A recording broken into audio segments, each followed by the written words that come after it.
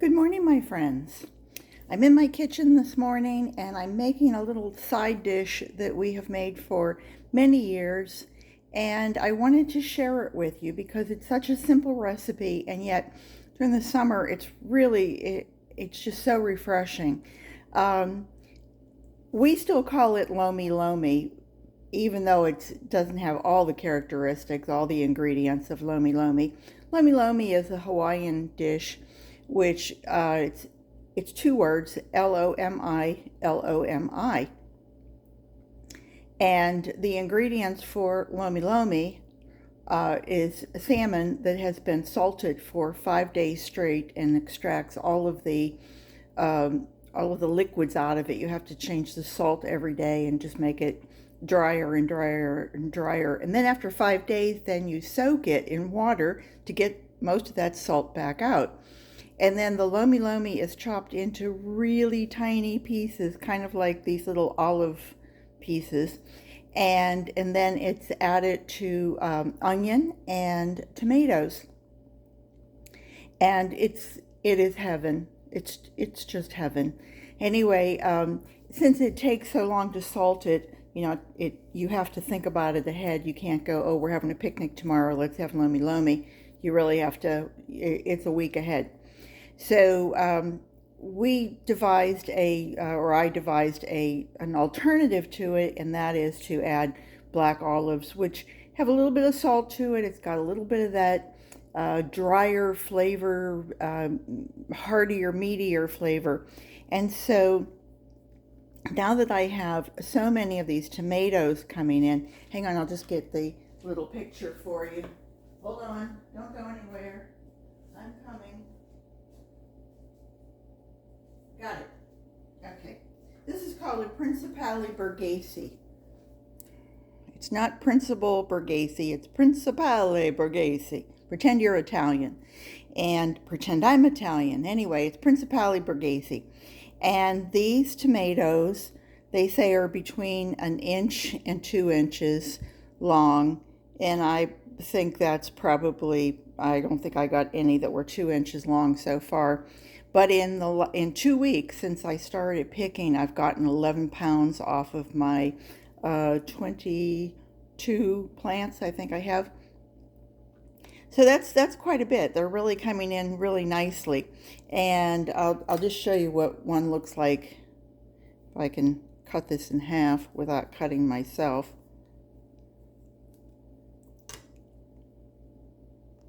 I mean, it's a nice, juicy, meaty tomato. It's got a good flavor to it. I've dehydrated some of them, and they're coming out really nicely in the dehydrator. I dehydrated some and I added avocado oil to it. I didn't add any salt or anything to it, but I added avocado oil, and they're really yummy. So if you get a chance and you want to grow a smaller tomato, it's a little bit bigger than a cherry tomato, but really a third or fourth or fifth the size of a plum tomato. Anyway, the recipe, go back to it, is 2 parts tomato to 1 part olives and onions. So if you're going to have 2 cups of tomatoes, then you want 1 cup of olives and 1 cup of onions. If you have really sharp onions, cut that down a little bit.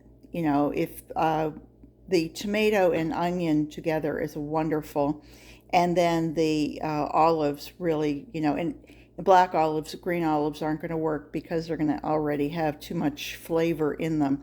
But anyway, you mix the 3 and you add a little bit of oil. I happen to have bought some avocado oil to see if it tasted any different, any better than regular olive oil, and to be honest, I didn't really see a difference.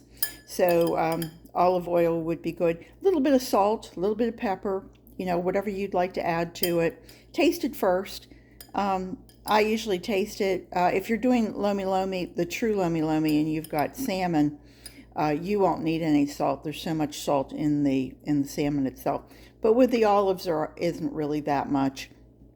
So anyway, and then these are my onions that I grew, just a green onion, and they were okay, but as you can see, they're not really big and thick. And so what I like to do whenever I grow green onions is I really grow them for the green portion.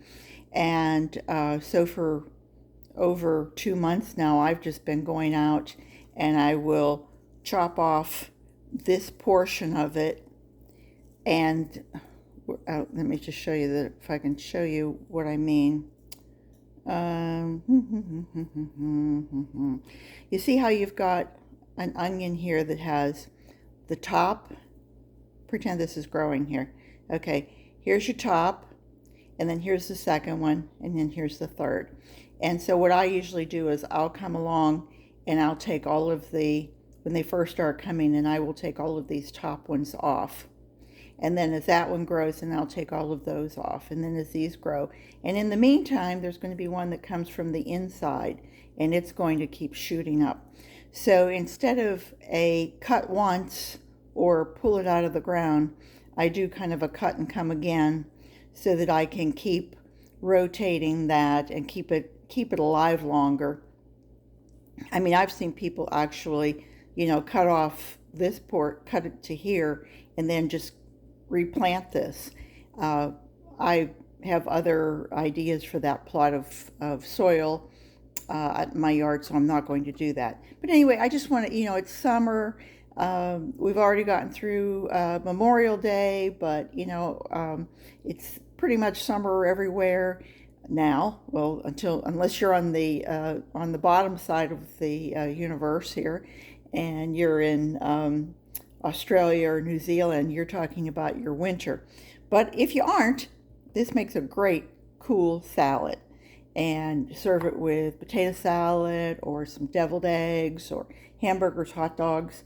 It keeps nicely because you're using oil versus mayonnaise. And if you just put a screen on it or something, you could even have it at the picnic table and wouldn't have to worry about it salmonella or going bad. So that's it. I just wanted to share that with you because we've enjoyed it for so many years that I thought that, somebody out there might go, wow, that really sounds great. I bet that's delicious. So anyway, I hope that you're all having a great Saturday. And if you like this, you'll ring the bell and subscribe and come back and see me again. If I'm not doing something in the kitchen, I'm usually out in the garden or I'm playing with my worms. One of the three. So anyway, that was it. I just wanted to say hi, and I hope to talk to you all real soon. Take care, everybody. Bye-bye.